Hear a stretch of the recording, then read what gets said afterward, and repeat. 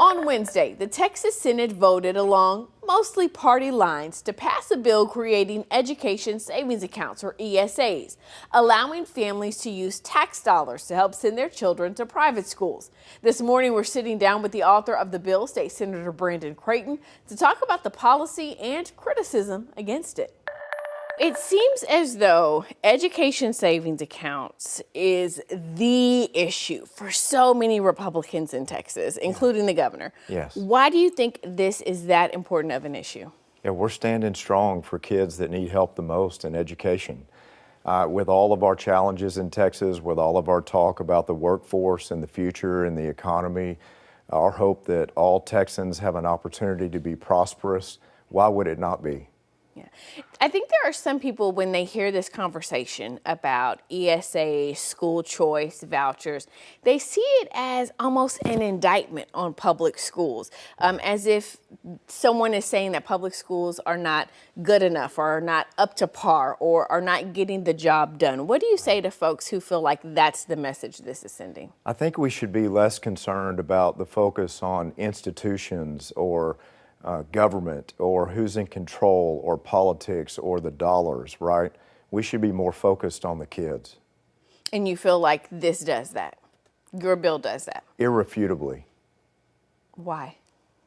Because it gives kids an opportunity through their moms and dads and guardians to have an opportunity or an option in education, a path in education that they might not otherwise find.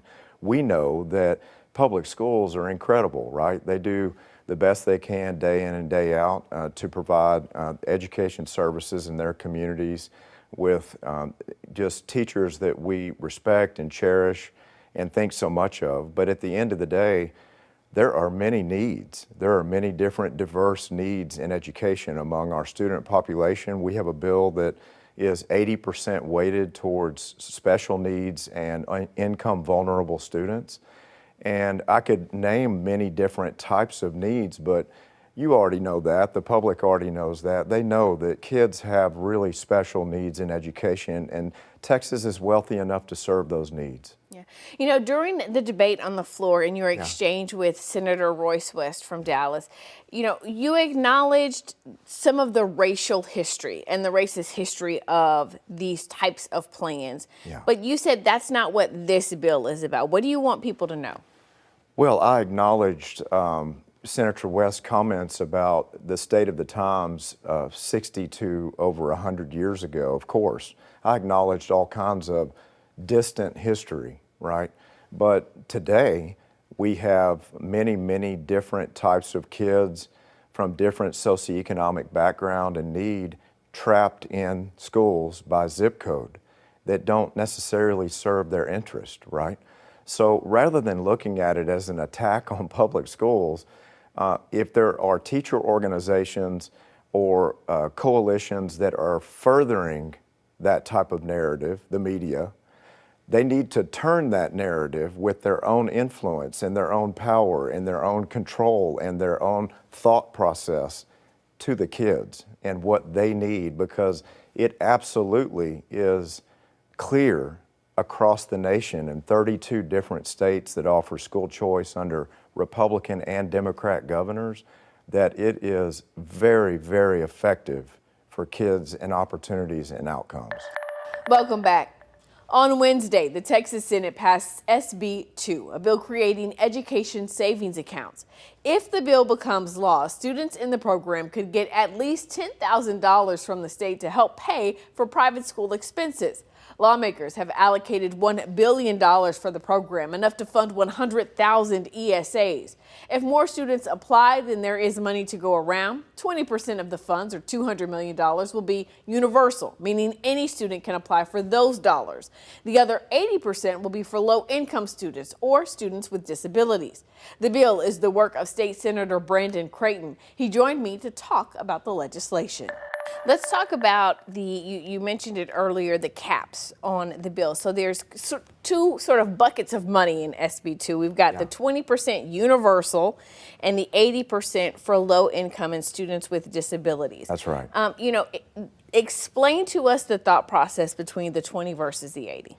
Well, our priority set is to help again, students that need help the most. So it's very clear in that 80% category that for the Texas Education Savings Account plan, that's where it is different than other states, is we're making sure students that need help the most are first in line. There are also unknowns about who will apply to the program and how many applications there will be. So it's a fully universal plan unless applications exceed available revenue that we put forward. The revenue is capped. The number of students in the program is capped. There's nothing in the bill that grows any of that. So when we start out with this incredible launch, the largest launch for a school choice plan in American history compared to any other state, we're putting the kids first that need help most. So if there is a situation where in the first year there is not a large number of students with disabilities or low-income students who apply, and so you have students universally who are able to access those dollars, but then the next year, let's say you have more students applying who are of higher need based off of the 80-20 split, how would that work? Would those students then not be eligible? Yeah, I see why you're asking those questions, but keep in mind, income and disability is not the only ways that we need to look at serving students with a priority. There are students coming out of a public school environment where they've been bullied, where they have feelings of suicidal tendencies, where there have been, with this incredible failure of the Biden administration on open borders, there have been the onslaught of poisonous fentanyl, one time you try and you die. All of these different things that are reasons why students may come out of a public school setting and into a private school or a homeschool setting. It's not just income and disability. So when we talk about that universal population, there are so many different needs beyond just the first priority set. And yes, all those students, we want to be inclusive. We don't want to be exclusive. Oh, no, I completely understand your point. Oh, okay. Parents choose to do private school for a variety of reasons. Oh, okay. I guess what I'm asking is, in the future, if let's say 100% of the dollars are universal, Yeah. right, based off of how many people apply for the program the first time around. Right. The next school year or the school years after that, when we continue to have the program, Yes. granted we continue to fund the program, what if you have more students who would fall into the 80% versus the 20% applying? Is there a new application every year? Are students locked into the program? Well, we'll have natural attrition where students at their senior year in high school will roll out. It depends on the age of the student that's awarded the Education Savings Account opportunity. But through that natural attrition, the legislature will be coming back in to review the program and the success. There is demographic reporting information required. There's testing required. There is a lot of information that, as legislators on the Senate Education Committee that I chair, our members will get together and we will be reviewing this data to understand how can we continue to make the program better, and to your point, how do we continue to serve the students that need help the most. We're going to have incredible dollars invested from the very beginning to promote the program, and so that all Texas families will understand that it's there, will understand how to apply, and there will be one centralized website, not a bunch of different ways, but one centralized way for families to explore, to apply, and to be a part of this.